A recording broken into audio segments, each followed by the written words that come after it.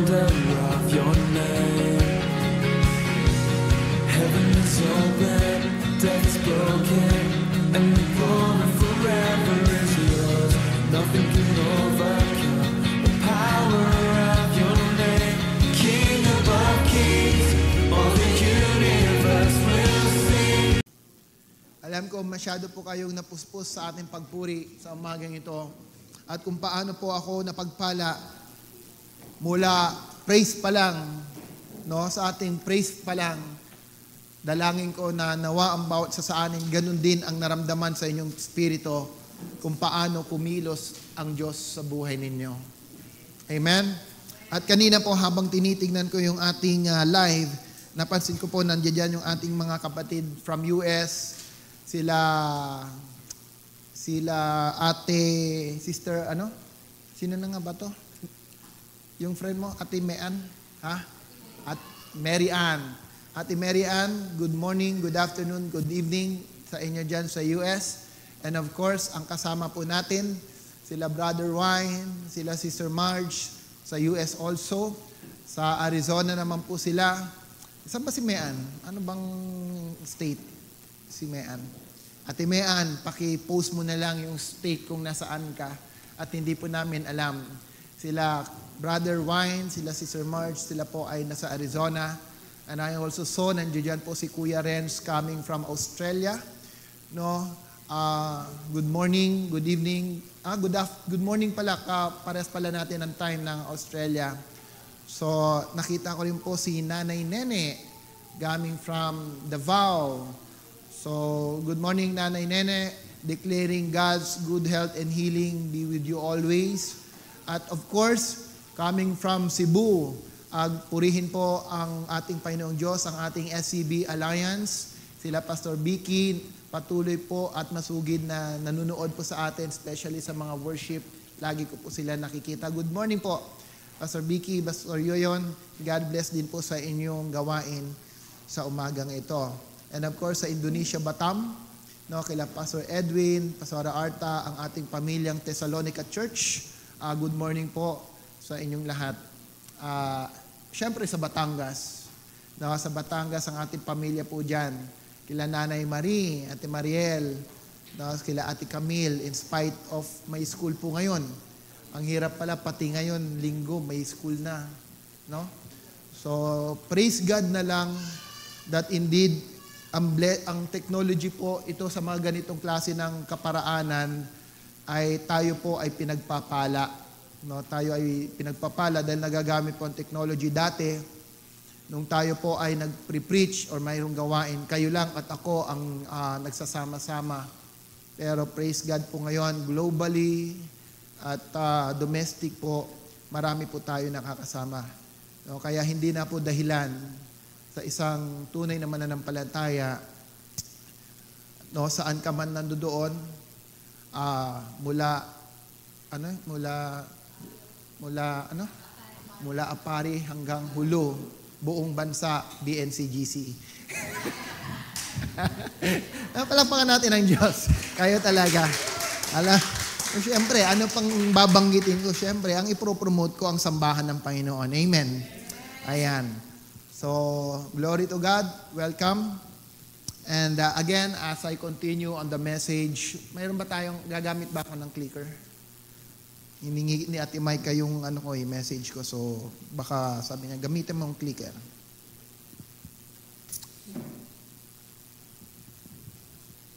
Alright. You know, people of the Lord, message are not just for our knowledge to be filled. Remember this. When we come to church and we only feel our knowledge, then we have not come truly to the purpose of God why He gathers us today.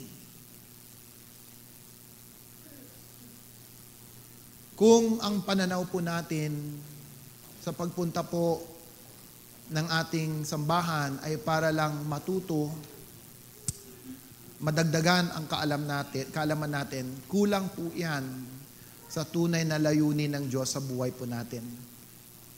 People gathered us in the church in this place. God gathered us to listen to His Word in order to build us, in order to transform us, in order to lead us in the destiny that He originally planned for you and for me. Amen? Kaya ka po nandito. That's why today, one of the principle that I would be sharing to you somehow deals with the principle of having a true covenant relationship. Because nowadays, ang church, madami po sa mananampalataya, is somehow becoming a form of a ritual. It merely just a program. And if it is a rituals and a program, we are losing the very purpose of why we gathered together as one body. Amen? So the Lord has given us authority. He empowered us. And that authority is inert. Sabihin mo, inert. Ibig sabihin, inherent sa buhay mo. Nandiyan na po yan.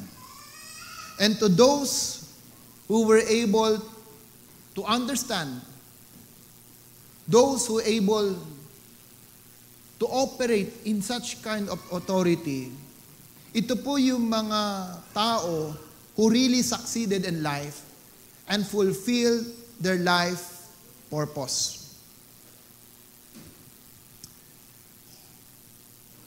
In the seminar that we have last week, one of the definition of excellence that we receive is about accomplishing your life purpose. True excellence. Excellence means is about accomplishing your life purpose.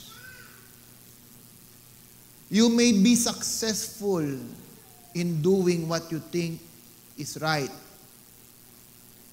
But even though you are successful, pero hindi po yan yung assignment ni Lord sa buhay mo. You can be successful even in a wrong assignment. Dr. Miles Monroe says, you will only measure your true success the moment that you die. What you are building right now, in your life, in your family, in your children, in your organization, whatever you are doing right now will be the defining moment of your true success the moment you left this world.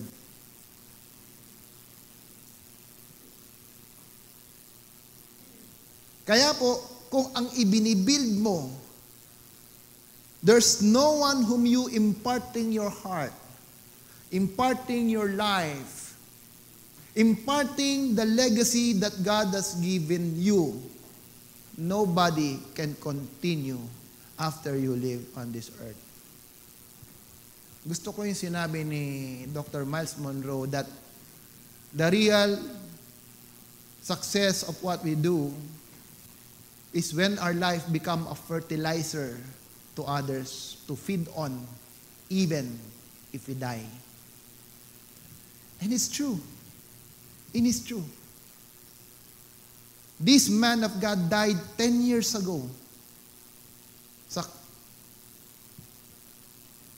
plane crash. But yet, his message are continuing and becoming a relevant message for us after 10 to 12 years. Marami pa ron po ang nagbabasa ng mga revelation ng Diyos sa buhay niya. People of God, the Lord, ito po yung dapat na iset natin sa buhay natin. People will remember us, not because there's something written doon po sa ating lapida. People remember us because we impart life to them.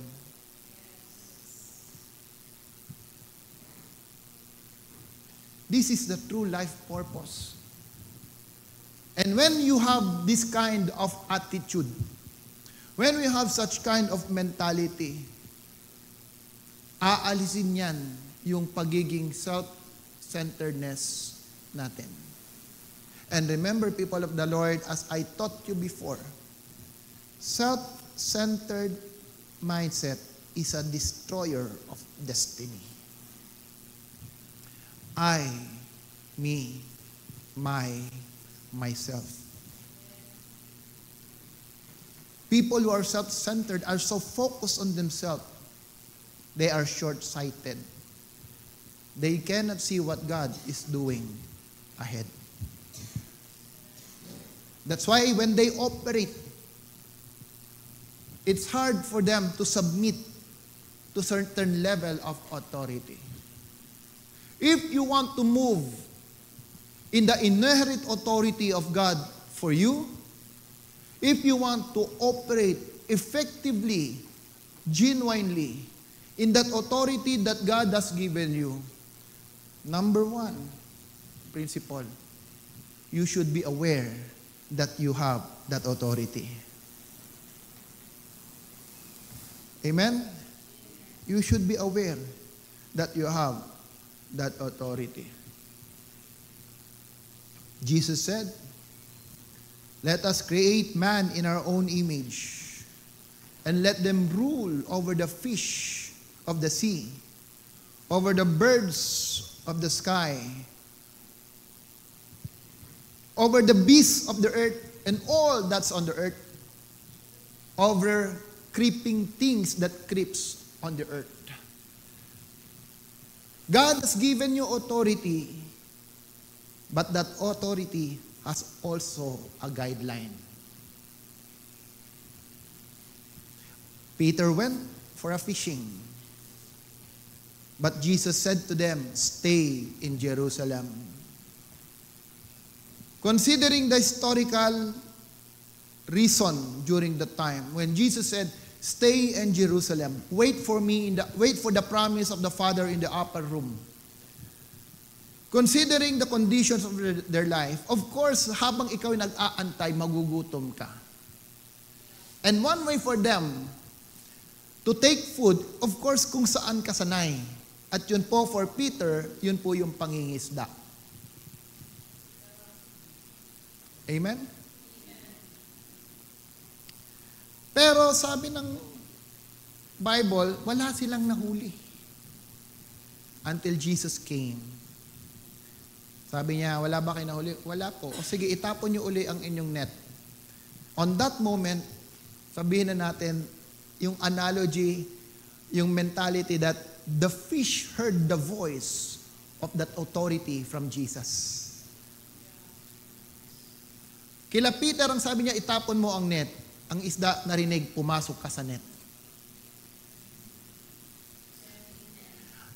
I have given you power to rule over all the fish of the sea. Amen? Nung sila po ay nasa typhoon at natakot ang mga disipulo sapagkat sila na po ay malulunod, sabi ng iba, wala ba siyang pakialam sa atin na tayo ay baka mamatay na? And of course, ginising nila ang ating Panginoon Jesus. And immediately, nung nagising ang Panginoon, in His Spirit, He declares the typhoon to stop, and the typhoon stopped. You have the authority to declare and lead even the weather. Nung nagugutom ang Panginoon Jesus, of course, gutom, tinignan yung fig tree. When you look at the history at that fig tree, wala po siya sa season. Hindi po yun yung kapanahunan na dapat po siya ay namumunga. But yet, hindi po ito dahilan na dapat siya ay may bunga. Kahit hindi mo season, God expect you to bear fruit. At nakita ng Panginoon walang bunga. And He cursed the tree. At ano po nangyari? On the following day, nakita mga apostol, namatay po ang fig tree. You have the authority to overcome all that was created by God. Amen? Kaya po hindi dahilan sa isang mananampalataya, mahirap iwasan ang baboy. Masarap kasi. Hindi po mahirap sa isang mananampalataya na sabihin, mahirap tanggalin ang bisyo. Because lahat ng bisyo, gawa po yan sa halaman. Amen? And God is telling you now, today, kahit sa mga bisyo, you have the power to rule over them. Kaya kung ikaw mananampalataya, hindi mahirap alisin. Kung may bisyo ka ng pag-inom, kung may bisyo ka ng paninigrilyo, or may hindi tamang bisyo sa iyong buhay, hindi po mahirap alisin because you have that authority that God has given to rule over every creation. Even in your emotion, you have the authority to control it. Amen? You have the ability to control it. You have always the choice to decide what is right and what is wrong. You have the authority to choose kung magagalit ka o hindi. You have the authority to choose whether you want to come to church or not. You have that authority. And people who understand that authority, you will be unstoppable. Amen? Kita mo yung mga tao who tap their authority, unstoppable, na ayaw pumunta ng church. Diba? Mayroon bang mahirap isipin o mahirap intindihin when Jesus said, honor the Sabbath day?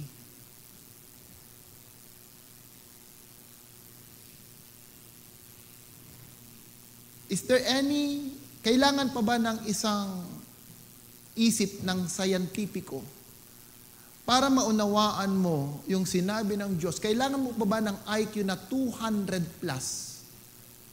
Para maunawaan po natin yung sinabi ng Diyos, honor the Sabbath day. You answer me, yes or no? You answer me, yes or no? Ulitin ko ha. You have the authority to listen or not as well. Okay? So please, let your spirit and your soul be one today. Let your spirit, your soul, and body be one today. Alright? Kailangan pa ba ng level, ng IQ level ng 200 plus? Si Einstein, ilan ba ang IQ level? 100 plus lang eh. 200 na to. Para maunawaan mo yung sinabi ni Lord, honor the Sabbath day. Bakit marami pa rin mananampalataya, struggle pagdating ng linggo? Because you have the authority God has given you.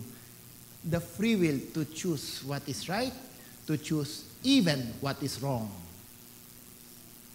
Sabi mo sa katabi mo, kaya pala. Kaya pala. Sabi mo, sige, mag-usap kayo. Kaya pala.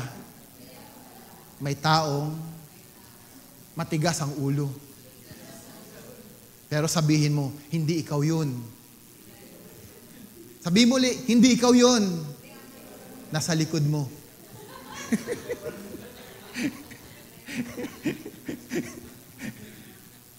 Sabi mo, wala dito yun. Hindi ikaw yun.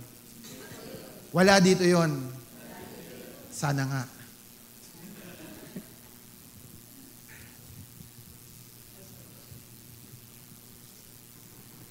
That's why you can see, God did not put man to be part to rule over. have you realized God did not consider us in Genesis 1:26 to be the one to be ruled over by men? Because why? God has given you free will to decide for your own. The greatest gift God has given us, aside from the gift of grace, is the gift of free will.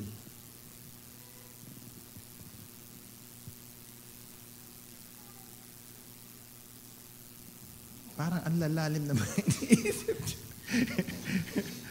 And because you have such great gift of free will, ironically, it's the same gift that we tend to use against the will of God. We create so much reasons. We create so much knowledge just to justify what we want to do. Be aware. After you are aware, act on your inherent authority. How will you act on your inherent authority? The first priority that you should establish when you act on that authority, make sure you secure the authority of God over your life.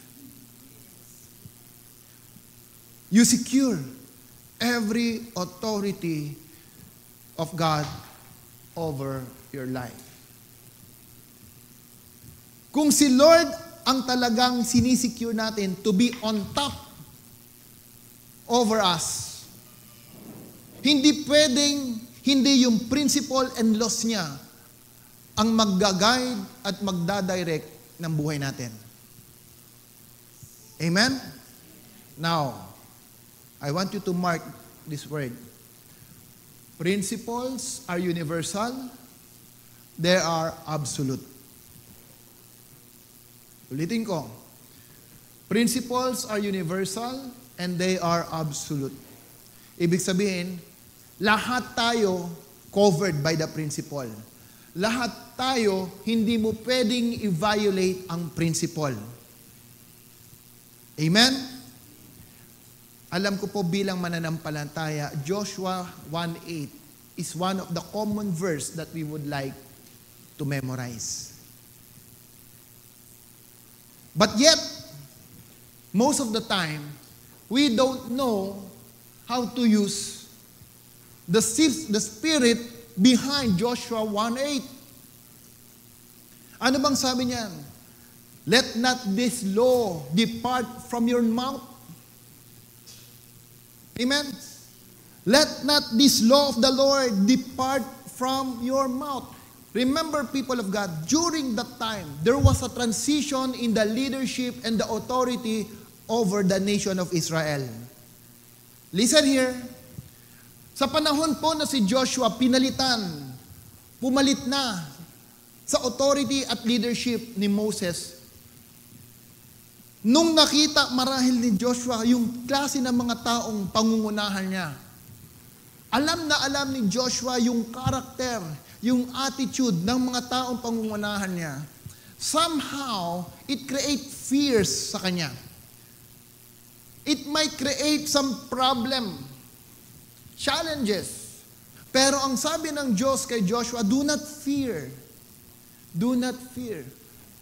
However, do not this law of the Lord depart from your mouth.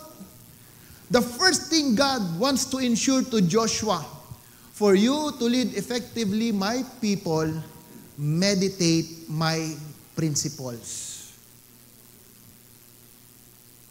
Meditate my requirement. Understand my rules. Understand my law. Alam niyo po, there's what we call paradigm shift. Sundan niyo po ako, mayroon pong tinatawag na paradigm shift. Mayroon po akong nabasang book that says, ang principle daw is parang mapa ng buhay mo yan.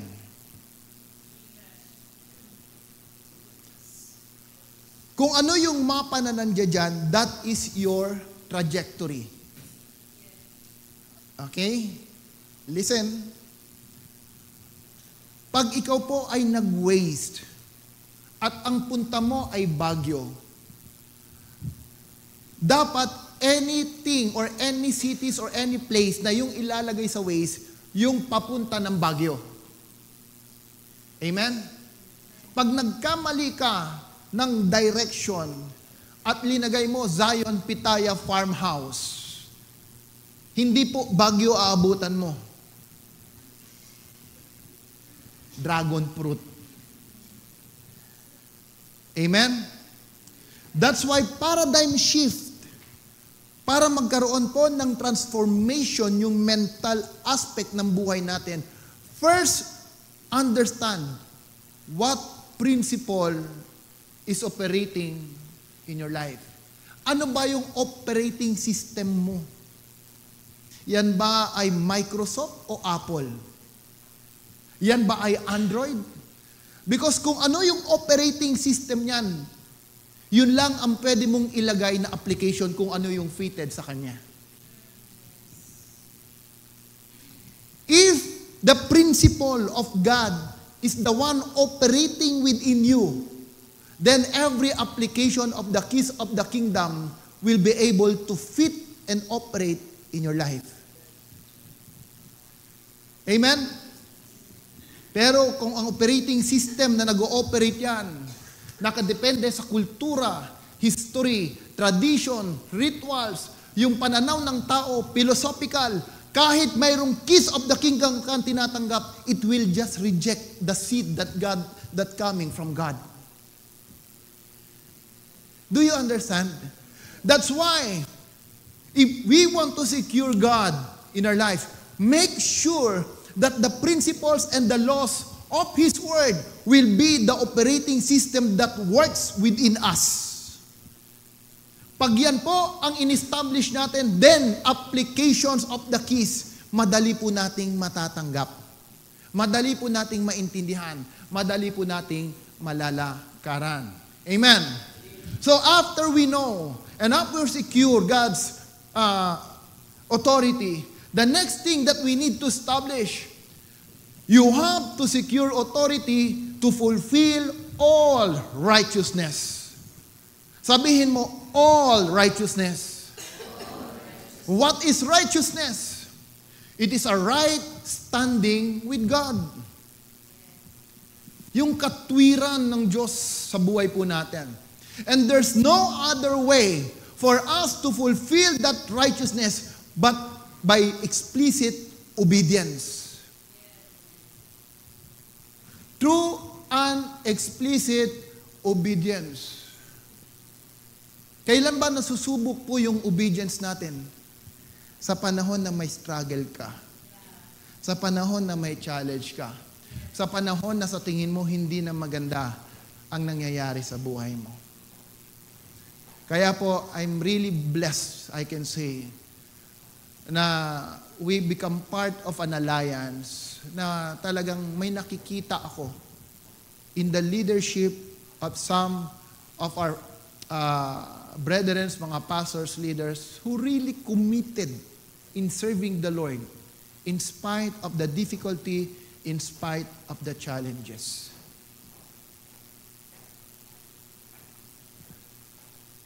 Alam niyo po, ikaw at ako, we are the written law of God.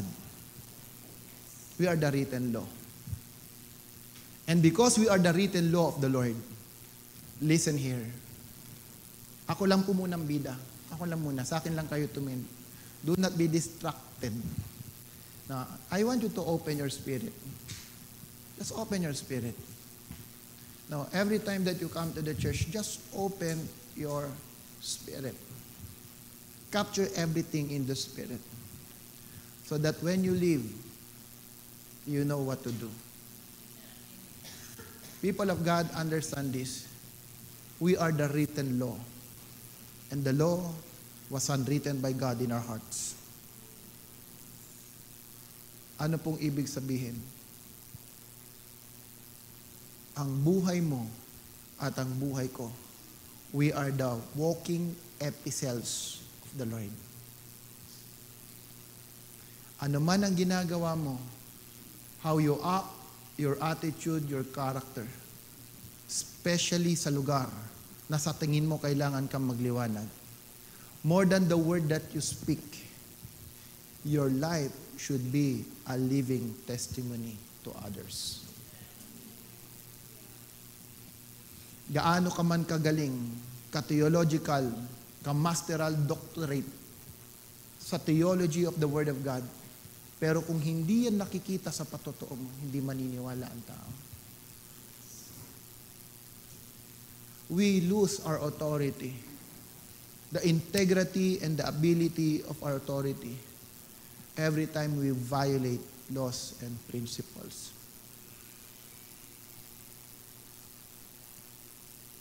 People of God, if you want to act upon the authority of God to you, make sure, do it not for other purpose.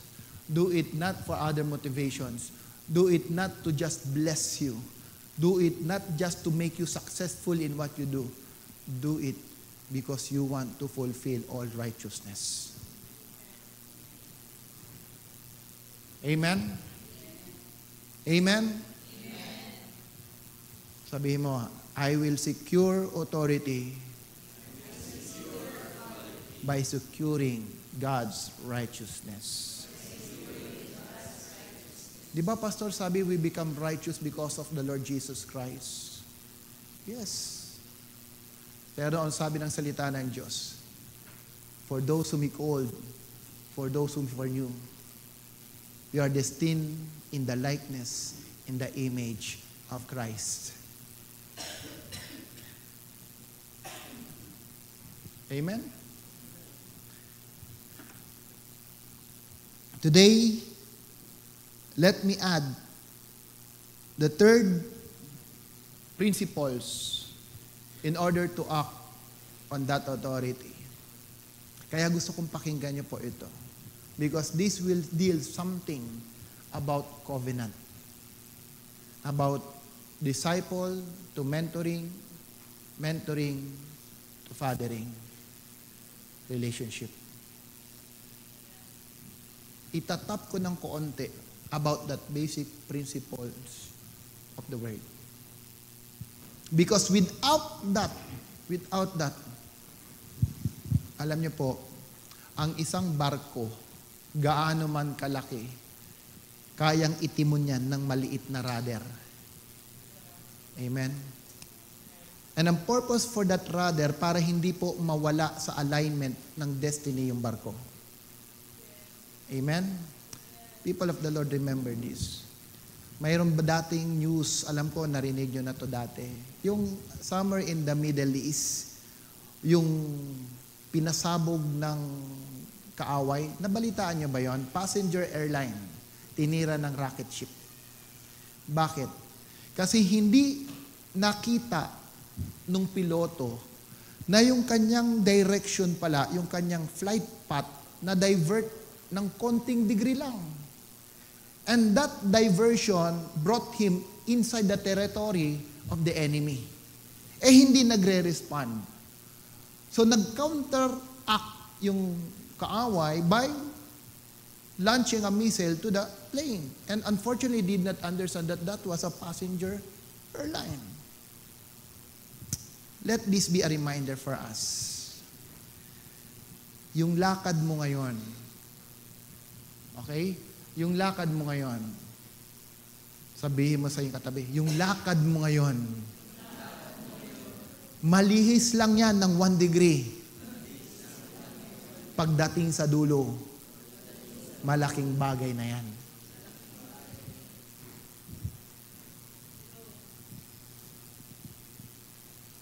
True or not? 1 degree lang yan dito. Pero pag hindi mo pinaayos ang sarili mo, pagdating sa dulo, ang laki na ng nawawala sa iyo.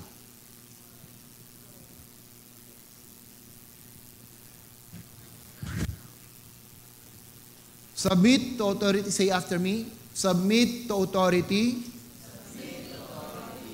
To fulfill all righteousness. Number 3. Submit to authority. Number 3, letter C. Submit to human authority and every governing institution. If you want to act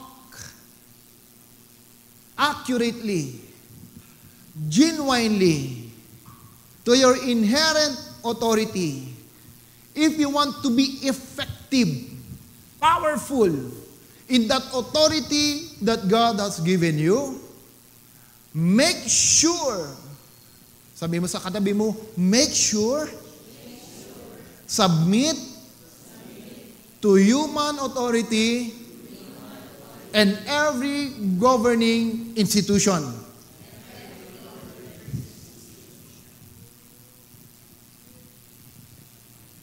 Matthew 3:17 says, a voice out of the heavens said, "This is my beloved Son, in whom I am well pleased."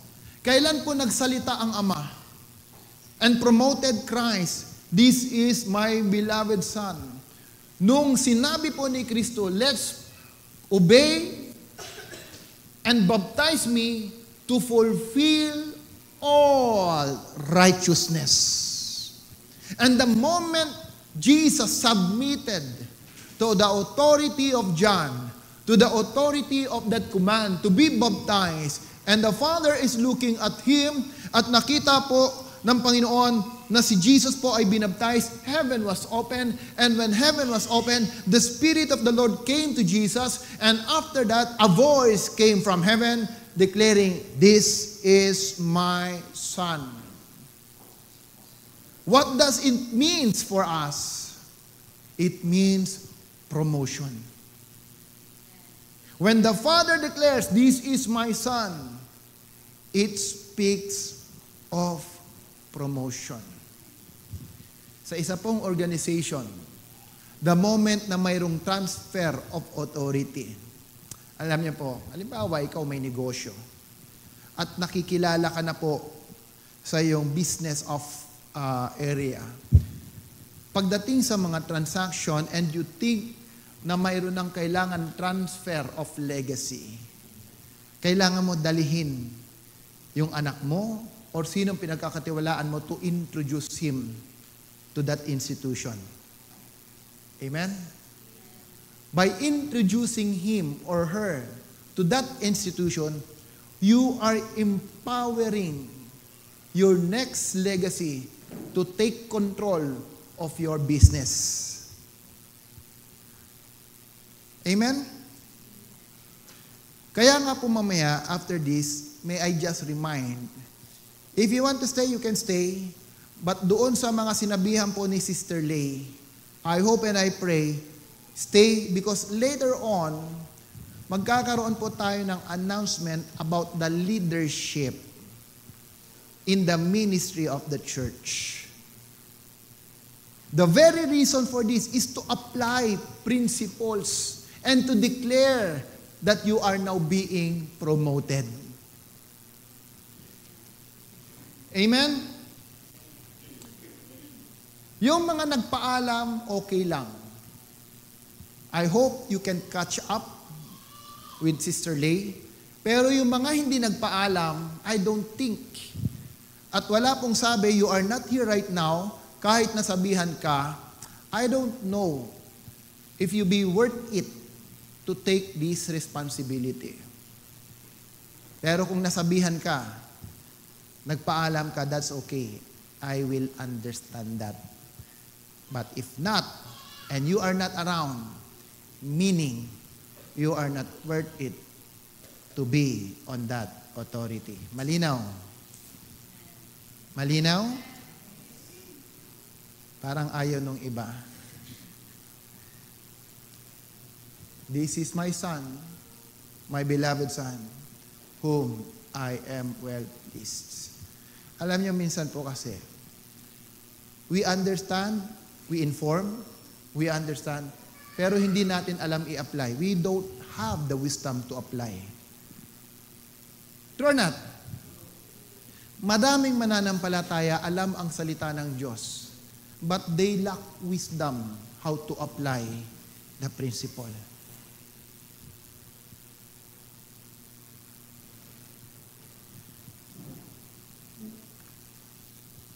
Sabi ni Lord Jesus, John 14:1, do not let your heart be troubled. Believe in God, believe also in me. Listen. Do not let your heart be troubled. Believe in God, believe also in me. Bibigyan ko ng konting history. Naunawaan natin ever since after the captivity, after the judges, lagi pong nag-aantay ng Messiah ang nation ng Israel. Amen. And in this time, sa panahon po ni Jesus, Israel was under the rulership of a Roman Empire. Okay, kung kayo po uma-attend ng mentoring, mas maunawaan niyo po ito. Yung Roman Empire, mayroon pong social and spiritual as well as political challenges and struggles in the life of Israel. Mayroon pong nangyayaring corruption at mga crisis. No? So, kung ikaw sa panahon na yon at nag-i-struggle ang iyong faith, they were given with high taxes sa panahon po na yon. No, madood po kayo yung bagong series ngayon sa Netflix, although not everything is biblical. Magkakaroon ka ng idea. The Chosen ata, yung sa Netflix ngayon.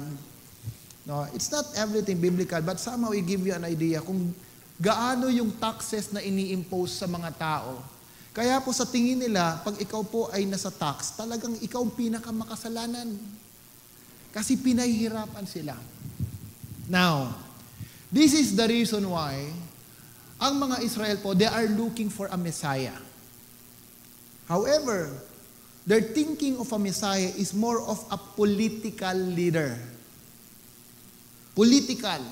Ibig sabihin, parang David, yung parang mga judges, sila Solomon, no? Yung mga nasa lineage of a royal family.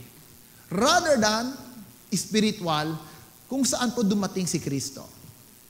So fast forward, Jesus came at naintindihan ng mga disipulo niya na siya yung coming Messiah. Amen. So kung ikaw po yung leader mo, nakita mo, naunawaan mo, siya yung Messiah. Siya yung Messiah. Tapos nakita mo yung mga miracles na kanyang ginagawa. Yung mga great wonders, things na pinerform niya. And you submitted yourself to Him. No? Then, one day, bago ng John 14, I think nauna is John 13. Do you believe? Bago John 14, John 13 muna. Sino po ang nag-a-argue niyan? Wala. So we all agree. Bago ng John 14, there's John 13. Ano po ang John 13? Sinabihan ng Panginoon Hesus about His coming suffering. About His coming persecution. About His imminent death. Now, this is the plan of God. And Jesus is the one declaring to them because in spite of being with Jesus, the apostle during that time still did not comprehend and understand what is written in the Bible and what is written by the prophecy that after Jesus died, He will resurrect again. He will resurrect again.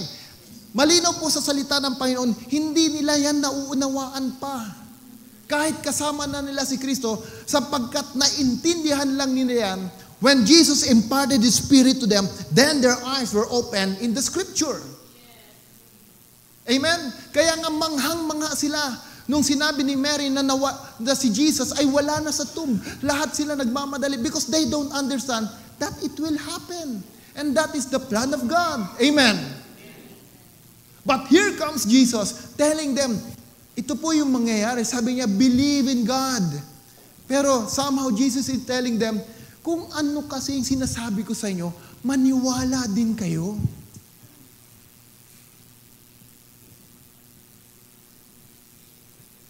The problem is these people of the Lord. The reality is, madaling maniwala sa Diyos. Ang hirap maniwala sa lingkod ng Diyos.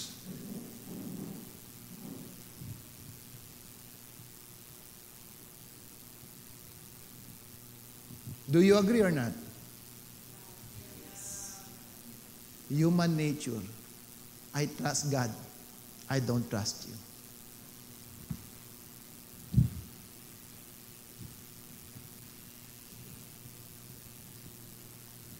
That's why ginagawa ng marami what is right in their own eyes. Maraming mananampalataya, active sa church, dumadalo ng church, nakakariting ng mensahe, but yet at the end of the day, they fall in the mistake of judges. They do what is right in their own eyes. And what does the Bible says? There have no kings during that time. Wala pong leader sa buhay nila. And because nobody leads them, ginagawa lang nila ang tama ayon sa kanilang pananaw.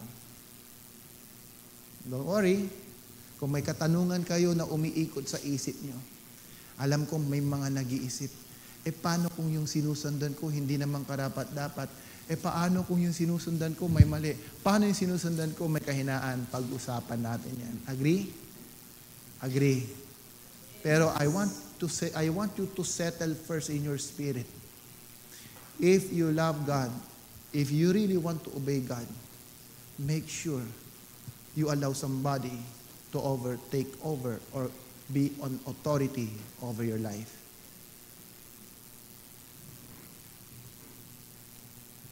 Malinaw? Without such, you will not work effectively in your authority. Dr. Miles Monroe says, quoting his word, repeat after me, do not trust a man. Ulitin natin. Say it, do not trust a man without a head.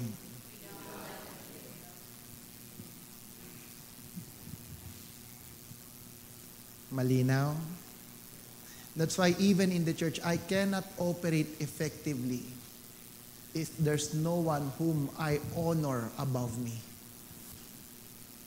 If there's no one I respect above me, I cannot work effectively my authority even in the church. Alam mo, ang isang manok, pag pinutulan mo ng ulo, buhay pa yan. Nakakita ka na ba sino bang nagkakatay ng manok dito? Si Mami madalas magkatay ng manok. Maniwala, pag kinatay yung manok, lilipad-lipad yan kung saan-saan. Wala ng ulo. Anong mapapansin mo? Ang manok na walang ulo, walang direction.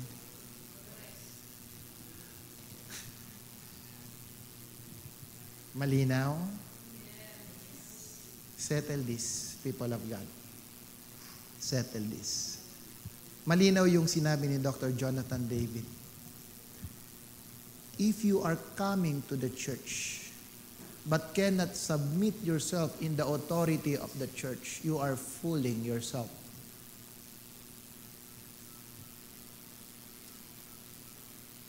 Dahan-dahan na muna. Ulitin ko. If you are coming to the church, but do not submit yourself to the authority of the church, you are just fooling yourself. And every time you do that, there is part of your authority in life that you are losing.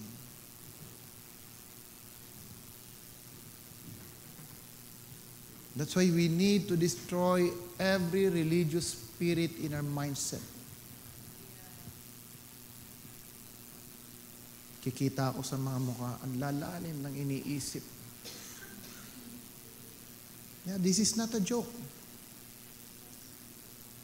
Tayo po tumatanda. Tayo po nagkakaedad. Nagkakasakit.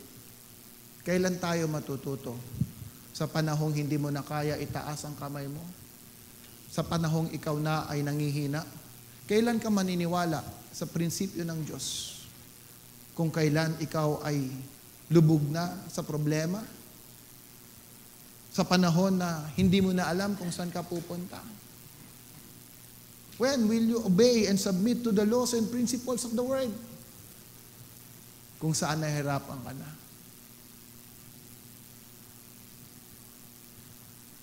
For those of an ear, hearken your heart. Listen. Amen? For those of an ear, let your ear hears. Sabi nung napakinggang preaching, hindi kaya nakikita ni Kristo na lahat naman may tenga?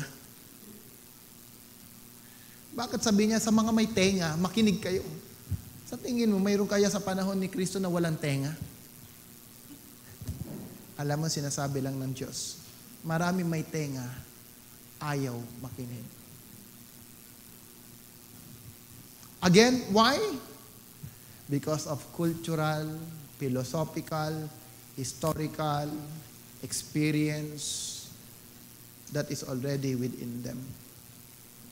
Now I'm telling you and I'm asking you, what is the operating system that works within you?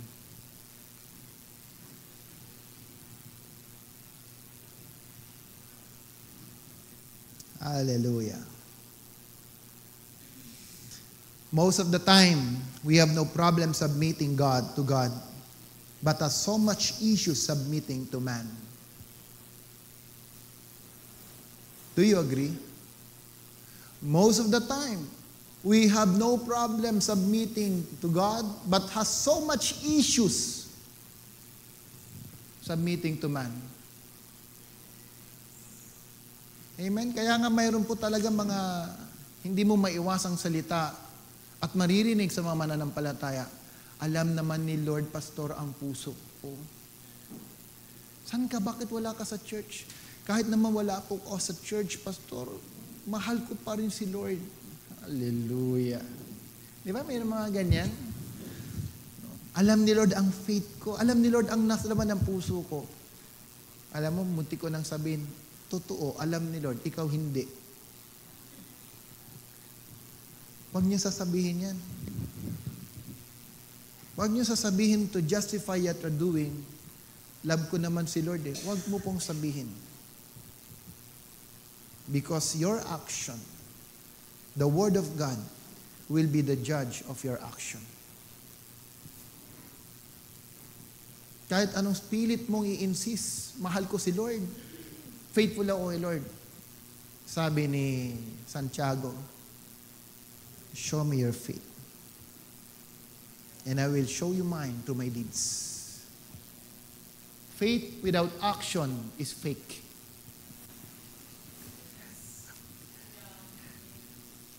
Last week, sinabi ko sa inyo, what kind of fruit do you carry? Because that fruit will be the one people will after.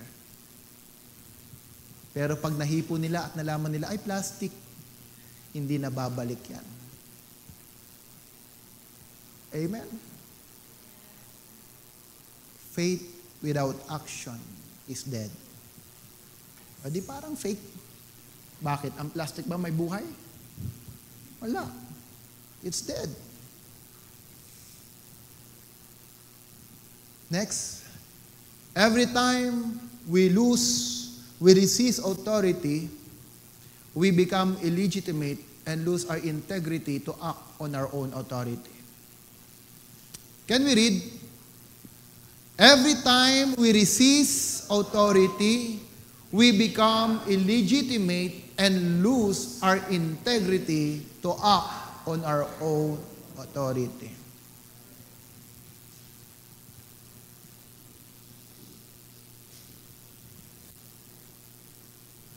bilang magulang sa ating mga anak, we cannot just teach our children what to do. Bilang magulang sa ating mga anak, people of the Lord, you cannot just tell to your children, do this, do that, do this. Dapat malinaw po yan. What you can instruct your children to do, you should model it first to them. Kaya bilang isang ama na wala kang pinagsasakupan at inaalaw na authority on top of you, maniwala ka. I tell you, you are losing even your authority to your children. Especially in this technology age, na ang kabataan, grabe ang increase of knowledge. Grabe ang talino. How can you teach them kung hindi nakikita sa buhay natin yung modelo ng itinuturo natin sa kanila? That is being hypocrites, people of the Lord. That is being hypocrites.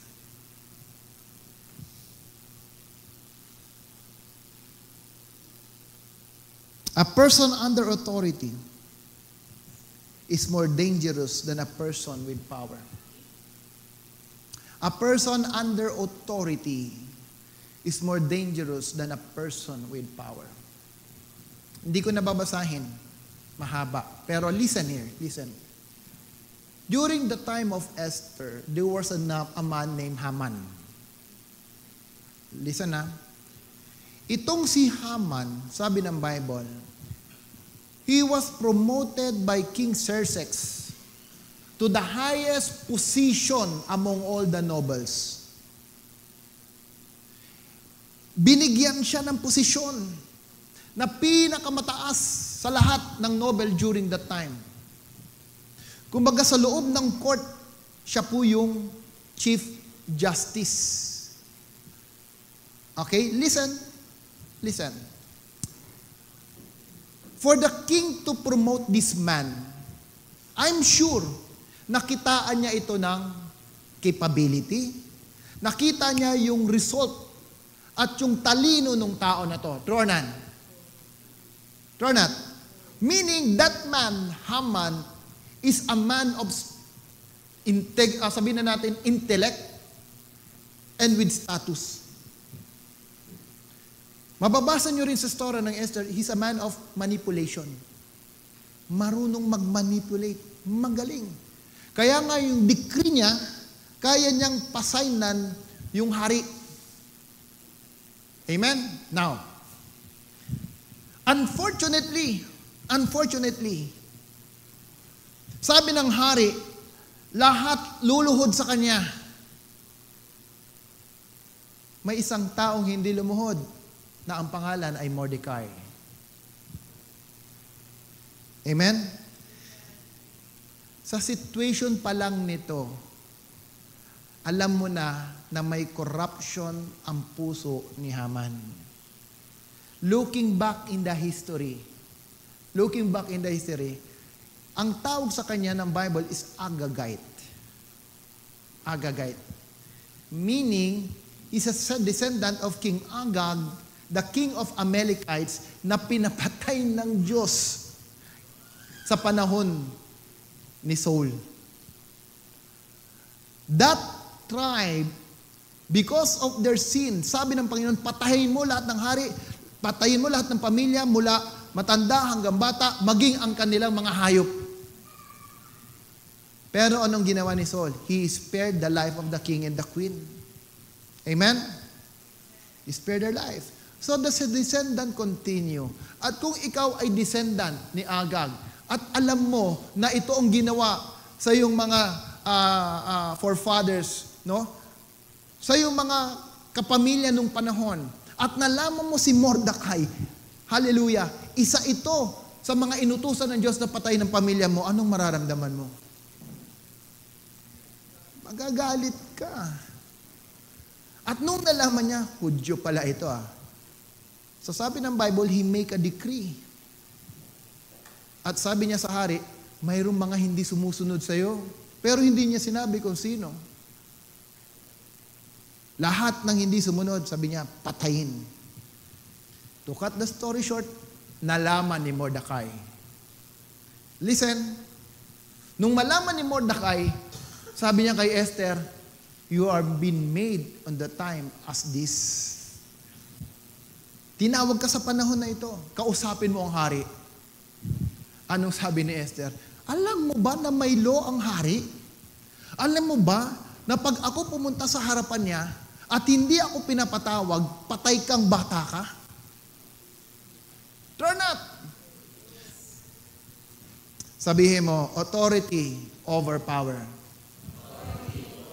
Sabi mo, authority over power. Sabi ni Esther, maliban na ibigay yung scepter sa akin ng hari, which is the imparting of the authority, wala akong kayang gawin. Esther understand that. Pero Esther also knew na pag hindi niya ito ginawa, papatayin ang mga Hudyo in the kingdom kung saan pinagaharian ni King Xerxes. Anong sabi ni Esther? Call the people to fast. Let's pray, and I will go to the king. Amen? Listen. Esther went to the king, at nung nakita siya ng hari, sabi ng king, yung kanyang scepter, binigay at itinuon kay Esther. Immediately, Esther hold the scepter. Alam mo, yung authority, hindi mo yan makukuha kung hindi mo rin i-embrace.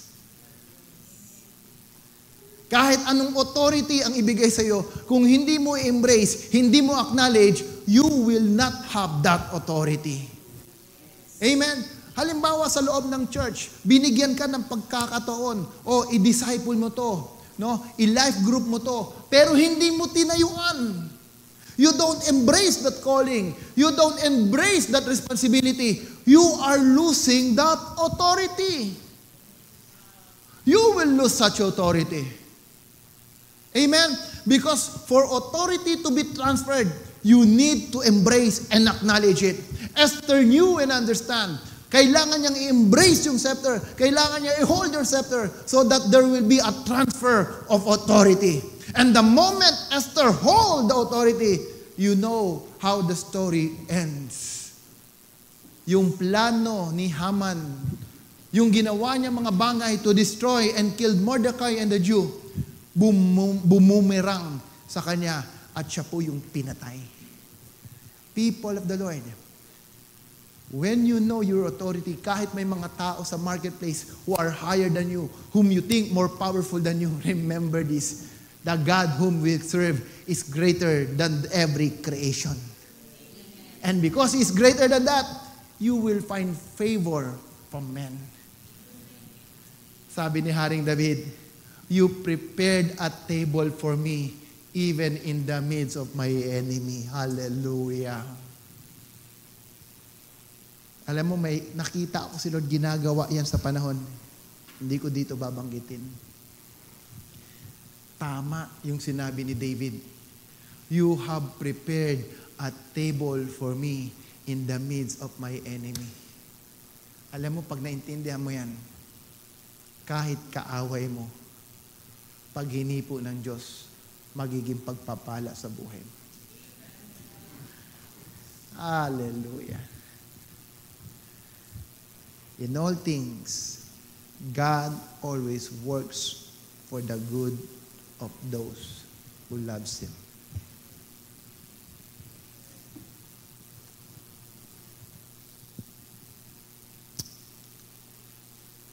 Alam niyo po, ang isang sundalo, pag yan po ay pumunta ng giyera, lahat ng supply ibibigay sa kanya. Benefits, at kasama sa supply na yan, yung pag-aalaga sa pamilya niya. Pag ang isang sundalo namatay sa giyera, yung kanyang retirement and all the benefits will be transferred sa kanyang spouse. Amen. Pero pag ang isang sundalo nag-awol, lahat ng benefits niya, kansilado. Amen. Every time you walk under the authority of heaven, lahat ng supply mo, kasama pamilya mo, nakahanda sa Diyos. Kaya sabihin mo sa katabi mo, huwag ka mag-awol. Sabihin mo, huwag ka mag-awol.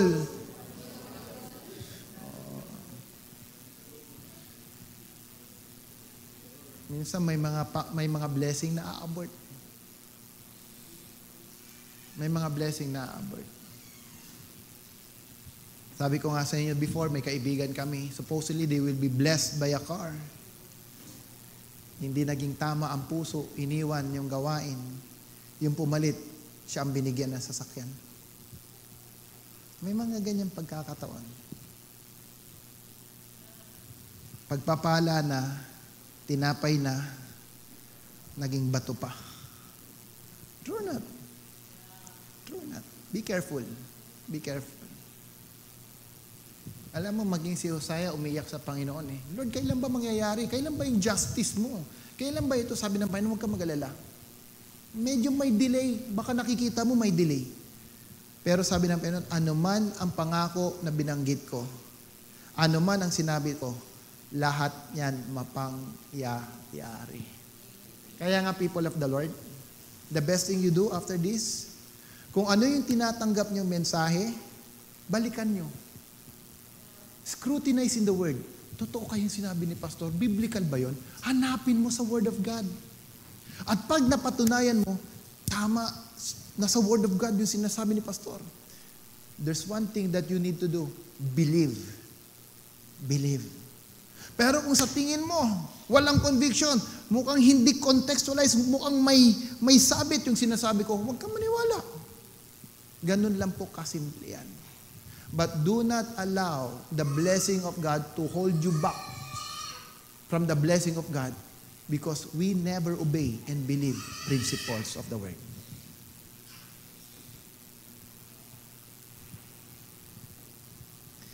The Father was pleased when God the Son submitted Himself to human authority. Jesus submitted to His parents' authority.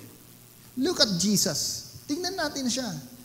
First, He submitted to the authority of John the Baptist. Jesus also submitted to the authority of His parents. True not?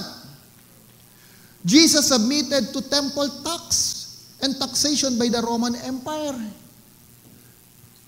Amen. Nagpa-tax siya. Kaya nga po tayo being a church, kahit mahal, kung sinabi ng government, kailangan may business permit, magbayad tayo ng business permit. True not? Maliban sabihin ni Mayor, okay, exempted ang church, hindi tayo magbabayad. Pero otherwise, pag sinasabi ng law, you have to pay for the business permit, we will pay. Kahit sabihin natin, non-sectarial, we are non-sectarial, hindi tayo negosyo, non-profitable. Sinabi ng law eh, magbayad ka ng tax. Amen, magbayad ka ng business permit mo. True or not? That's why as a church, kaya kong marap kahit kanino because I know well-documented ang church. What is the requirement of the LGU? We have it. Amen?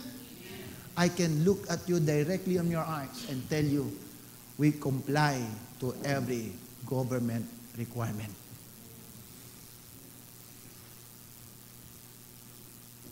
Jesus submitted to Pontius Pilate. Sabi ng Panginoon, wala ka namang kakayanan sa akin unless the Father in heaven has given you that authority. Jesus knew and understand. Jesus being a modern, the pattern son, have set us already an example. Sabi mo sa katabi mo, mayroon na palang example. Ba't di ko ginagawa?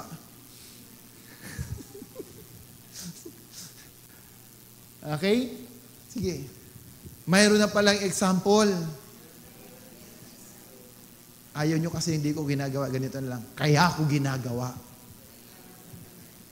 Parang pares pa rin yung respond. Anyway, there's power in your word, di ba? Positive ang atin declare. Look at this. Alam mo, gustong-gusto ko to eh. There will be time. There will be a time. Listen here. gaano man kaganda ang ginagawa mo, gaano ka man ka-fruitful sa tingin mo, ka-effective sa ginagawa mo. Listen, take note. There will be a time somebody or someone will challenge your authority. There will be a time of testing. Do you agree with me? Yes. Wherever you are, gaano man kabunga ang ginagawa mo, somebody will always come to challenge you. Lalo na pag hitik na yan. Maniwala ka. Ang punong grabe, ang bunga, binabato yan. Diba? Pag ako minsan nag-golf, nakikita yung mga kadi, anong ginagawa nyo? Sir, ang daming bunga ng mangga. Paano nyo kinukuha? Binabato. Kaya po pag ikaw ay namunga na, remember this, people will throw stone at you. Matthew 21, 23 to 25. Matthew 21, 23 to 25.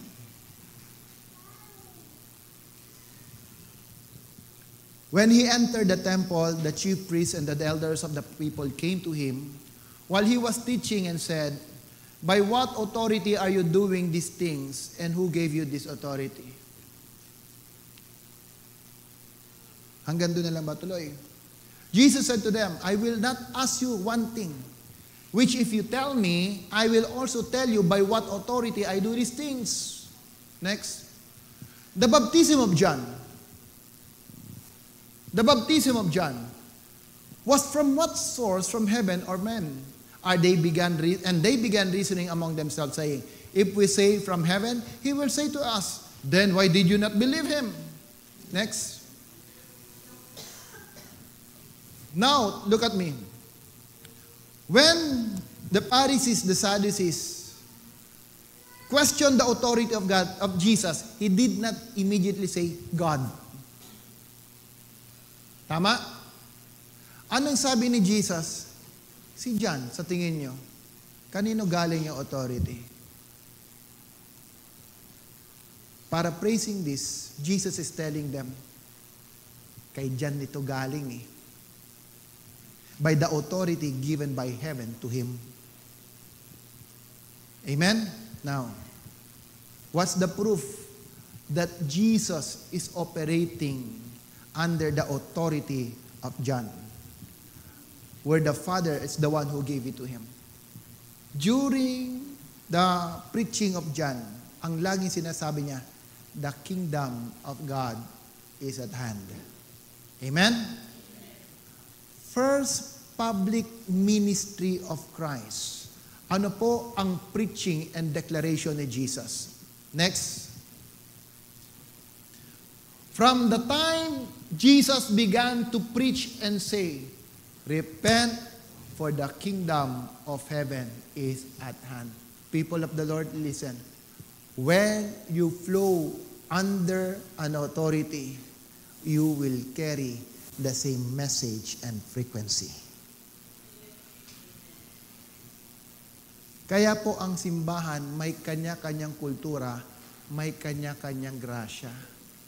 Do not compare leaders with one another. Do not compare churches with one another. We are one body that is need to be fitted together. Amen?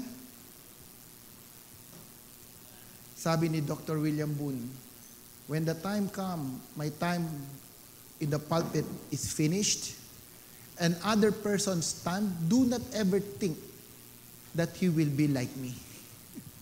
Because we are different. Do not compare. That's why, pulpit, we are building and raising sons and daughters in the house so that the legacy will continue, the culture of the church will continue, the purpose of God for the body will continue to the next generations. Next, Listen. Sabi ni Timothy, sabi ni Paul kay Timothy, my son, say, my son, be strong in the grace that is in Christ Jesus. The things which you have heard from me in the presence of many witnesses. The things that you have heard from me. The things that you have learned from me. The things that you have saw from me in the presence of many witnesses. And trust this to faithful men who will be able to teach other also. Yung mga narinig mo, yung mga natutunan mo, ituro mo sa iba. When you know how to operate in this frequency, people of God, hindi ka mahirapan mag-message sa iba. Hindi ka mahirapan mag-preach. Why? Because you are not reinventing your message. You are just capturing the message. And after you capture, you sharing it to others. Kaya po walang struggle sa pag-preach. Ang struggle mo lang, wala kang oras mag-preach. Laging kulang dahil isang oras na, matatapos na naman, masesenyasan ka, time is up. Amen?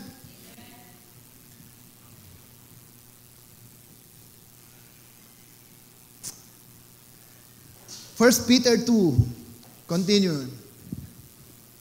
Listen, submit yourselves for the Lord's sake to every human institution, whether to a king as the one in authority or to governor as sent by him, for the punishment of evildoers and the praise of those who do right. Submit yourself for the Lord's sake. Amen?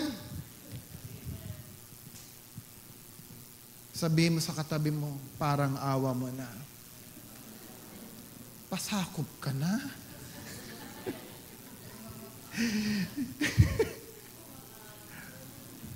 Di ba sabi ni Paul, I beseech you, brethren.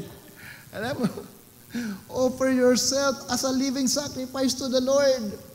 Kaya mo bang i-offer ang sarili mo sa Diyos kung alam mo isa ka sa rebelde sa loob ng tahanan? Alam mo, ikaw ang isang nagiging ugat para makita ng ibang tao kung bakit hindi sila makasunod sa Diyos. Turn up. Kung alam mo na nakikita mo sa sarili mo, kaya hindi lumalago ang sa church dahil wala kang ginagawa sa loob ng church. How can you offer yourself as a living sacrifice to the Lord? Kaya sabi ni Paul, nagmamakaawa ako. I-open niyo sarili niyo sa Panginoon. Ngayong araw na to, magmakaawa rin tayo. Sabihin mo sa katabi mo, ulitin natin, parang awa mo na. Magpasakop ka na.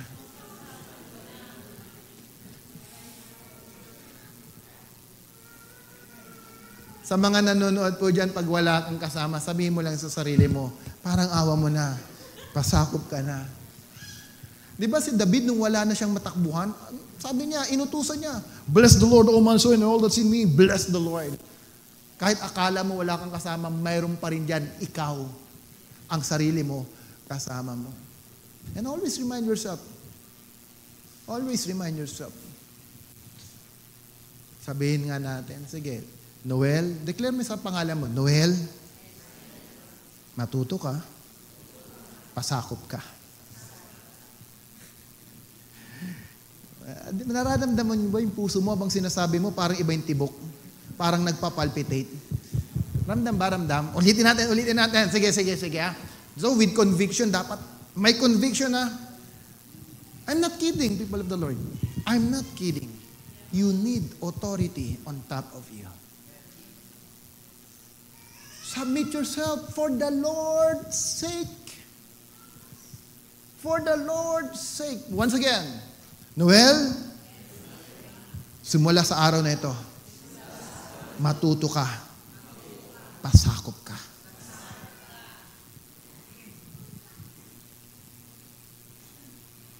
Next, Servants, be submissive to your masters with all respect. Servants, be submissive to your masters with all respect. Not only to those who are good and gentle, but also to those who are unreasonable. Hallelujah. Tayo, akala mo, minsan sobrang banal no? Pagdating sa pagsasakop, talagang namimili tayo Yung taong pinagpapasakupan na, matalino ba yan? May standard ka True or not? Bati ba kami yan? Maayos ba sa akin yan? Talagang lahat na ng guidelines, mayroon ka. Bago ka magpasakop. Mas magaling naman ako dyan. Mas maayos naman ang buhay ko. Pero sabi ng Diyos, be submissive to your master with all respect. Not only to those who are good and gentle, pati yung mga hindi kapanipaniwala. Yung kaintindi-intindi, mga unreasonable. Pasakop ka. Alam mo, masakit po ito, totoo. Minsan may mga mananampalataya, laging galit sa gobyerno. Pambihira. Ang linaw na ng salita ng Diyos, submit to the government, to the rules and authority. Pero sila pa itong pasimuno against sa gobyerno. Parang wala nang ginawang tama ang gobyerno natin. Wala talaga itong gobyerno. Nagtataasan na lahat ng bilihin. Naghihirap ng mga tao. Lahat isinisi.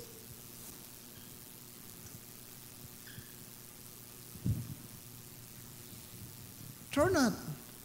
Naku, magtataas na naman ang gasolina. Grabe talaga ang gobyerno. Hindi tama. Tapos makapakita, rating of BBM, bumabagsak. Ang sakit. People of God, as family, pray always for the government. Kahit maganda or pangit ang nangyayari, submit to the authority of the government.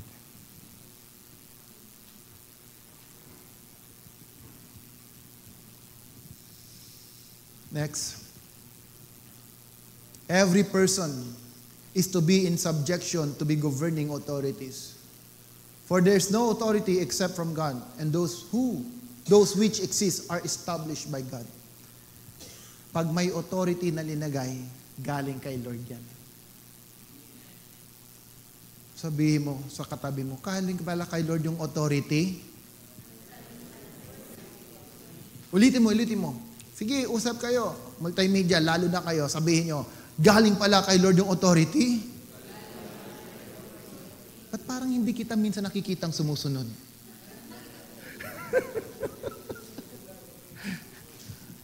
Let's be honest to ourselves. Alam mo, transformation comes first by acceptance. Accepting that you are wrong. Accepting that you are weak. Pero kung sabihin, hindi, lahat ako sinusunod ko yan hindi. Sila lang yun, yung tatabi ko, pero ako masunurin ako. Huwag tayong gumaya sa panalangin ng Pariseyo. Hallelujah, salamat Lord, di ka tulad dito makasalanan na ito, hindi masunurin yan. Ako lahat ng bagay sinusunod ko. Hallelujah, salamat na lang, nagpapasting ako, nagtatights ako, sumusunod ako sa mga naririnig ko. Ito, wala, hindi totoo yan. Let God be the judge. Diba? Ako, nung nalaman kong prinsipyo na yun, hindi na ako nasasaktan. Sumunod ka o hindi, let God be the judge. You cannot lead everyone. You cannot please everyone. Do not. You cannot please everyone. Kahit anong bigay mo na ng puso't buhay mo, galit pa rin sa'yo. At kung ikaw ay masyadong emosyonal, masasaktan ka lang. We are building the kingdom of God. At kung sa tingin natin, others cannot follow, then just let them. Sabi nga ni Pastor Wilbert, hayaan mo na lang, may grasya din ang Diyos sa kanila. Hintayin mo na lang sila umabot doon sa grasya na yun. Huwag mo nang pilitin. Madidisgrasya ka lang. Turn not. Pag pinilit mo ang gusto mo at ayaw sumunod, madidisgrasya ka. Sasaktan ka. Magagalit ka sa tao. Lagi kang offended. Masisira pa relationship niyo. Di ba? Kung hayaan mo si Lord ang mag-judge, O di ka nasasaktan dahil at the end of the day, ang makikita mo, kahinaan mo rin eh. Yung weaknesses mo rin. Yun nga lang, it doesn't mean na ikaw ay hindi na nasasaktan. You can continue and keep running after that person. That's wrong. I love you, but I cannot work with you.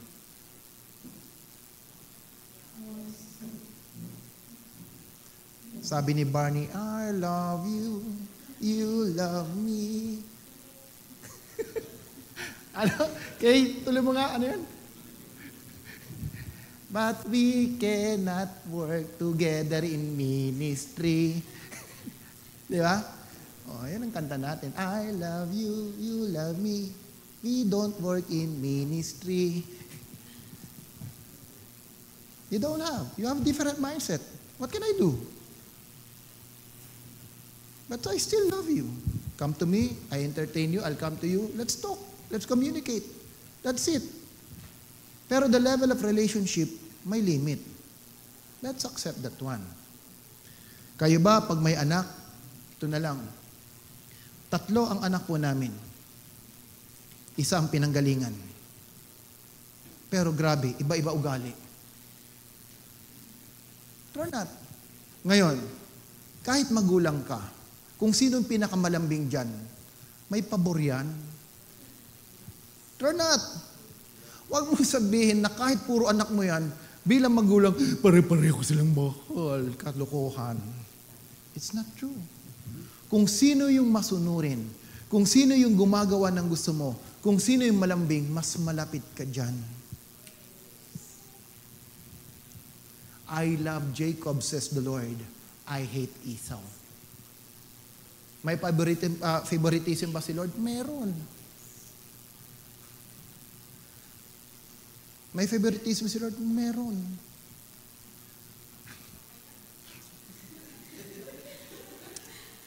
Kaya sila ngayon, panay ang sunod nila. Kita mo naman, every time they follow, they excel. Si Lemel, nag-champion sa Junior Gold. Si David, nag-champion sa Masters Chess. Si Kale, dati ng champion sa bowling. At alam ko, babalik sa champion yan. Wag lang mauna yung katawan. Amen? People of God, look at here. Mga magulang, parents, tandaan nyo. In the old, you are the one always creating the well for your children. Responsibility of the children, of the fathers, to create well for your children. Ano ibig sabihin ng well? Source of living and spiritual nourishment.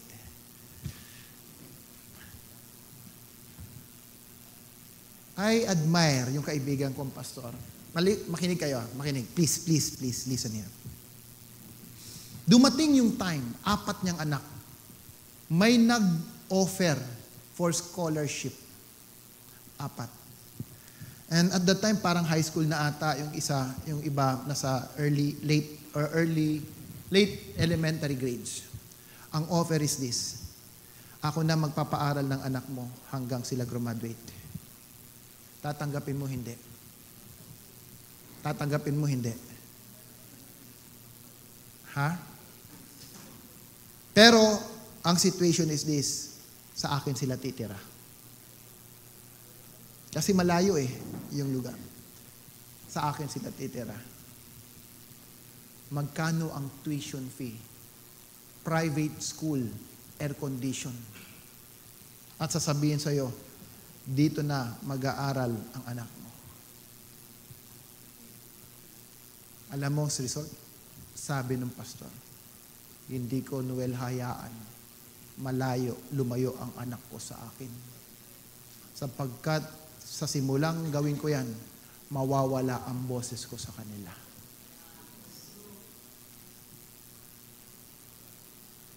And I captured that. I captured that. Kaya po si David, kahit sunduin namin every week sa Lipa, every week, ihatid namin, every week ako maghatid, okay lang yan. Kasi ayaw kong mawala ang boses namin sa Kanya.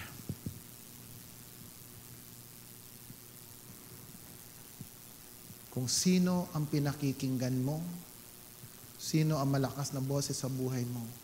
Yun ang magiging ikaw. After this message, decide, people of God. Pray. Lord, sino ba talaga yung authority na yan sa buhay ko? Kung sa tingin mo, wala ka pa rin pinakikinggan, wala pa rin nasettle sa heart mo, you need to go back to God and pray. Lord, help me. Help me know the man whom you will use over and above authority for me. I need it, God. I need it, God. Next. Slaves, you must obey your earthly masters. Show them great respect. Be loyal to them as you are to Christ. Try to please them at all times and not just when you think they are watching. You are slaves of Christ, so why, with your whole heart, you must do what God wants you to do.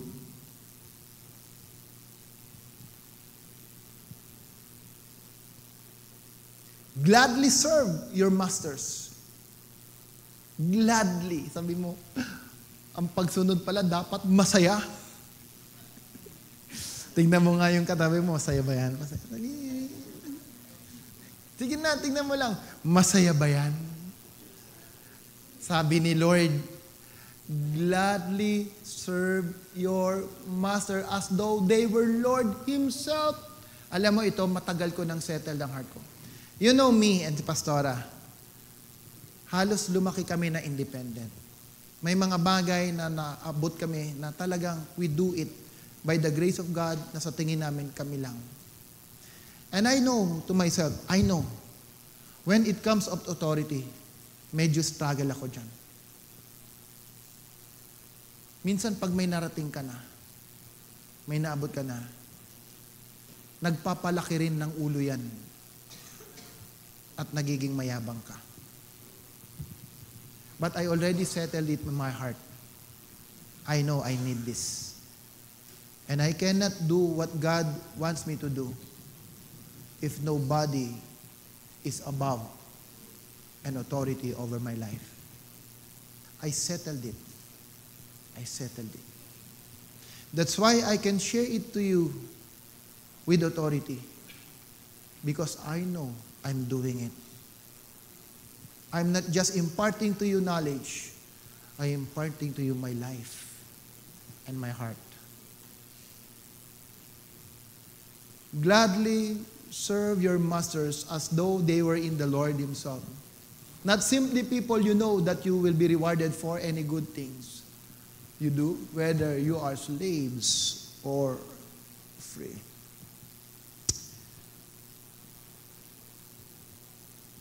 Paano ba mag-serve ng mayroong kagalakan? Binura ko to pero mukhang gusto ipabasa ni Lord.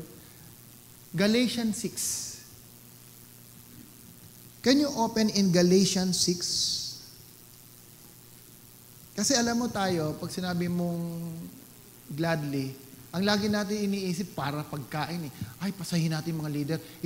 Minsan alam mo, yung pinapakain mo, puro baboy. Hindi na rin nakakaglad yun Di ba? Kaya nga minsan sabi nila, pag ikaw nagmi-minister, nagbahay-bahay ka, naku, malalapit ka sa sakit. Lahat ng bahay na pupunta mo, may pagkain. Lahat ng pagkain, mayroong cake. Kaya marami po may sakit, diabetes, high blood. Alam nyo, when you say love, you know how to care to a person. Amen? Okay, tingnan po natin, Galatians 6. Honestly, tinanggal ko po ito. Pero, Galatians 6 verse 6. Galatians 6 verse 6. Nevertheless, the one who receive instruction in the word should share all good things. Say all. All. With their instructor. Amen?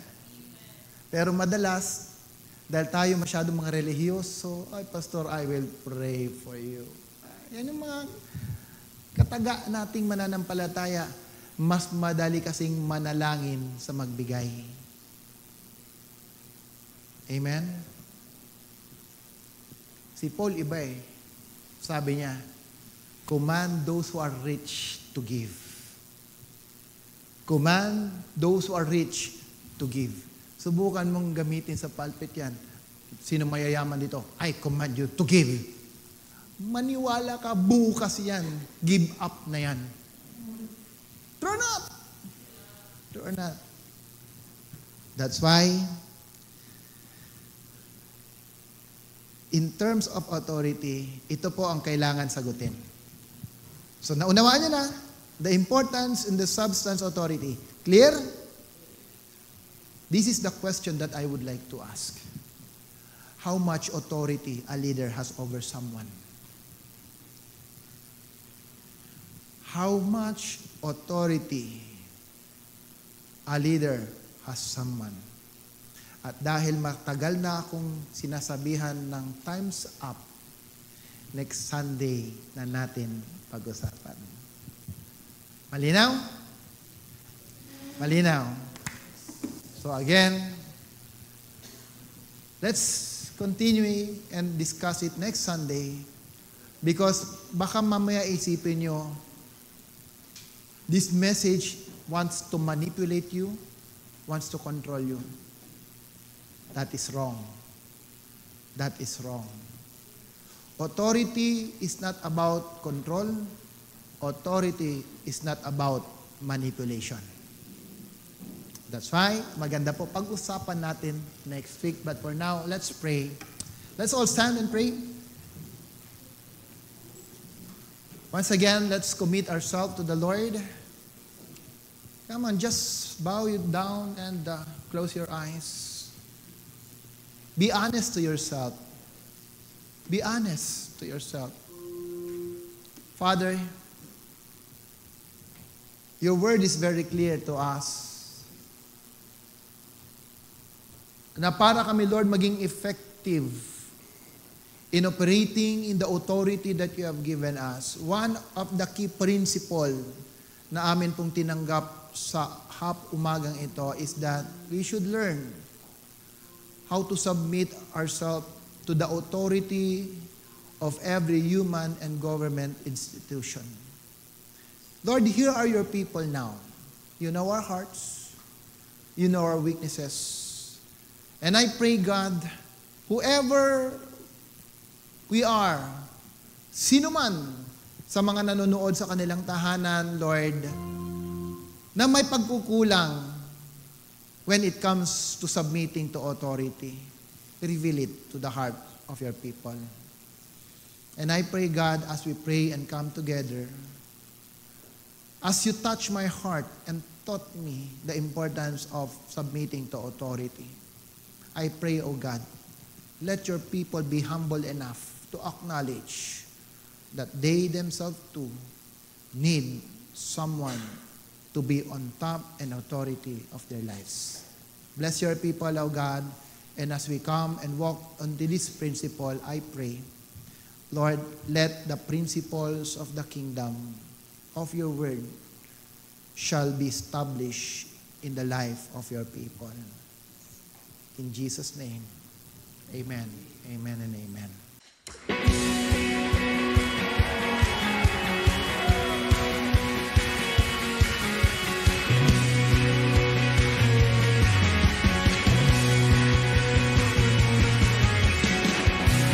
Yours is the kingdom and the power and the glory forever is yours. Heaven and earth bow down at the wonder of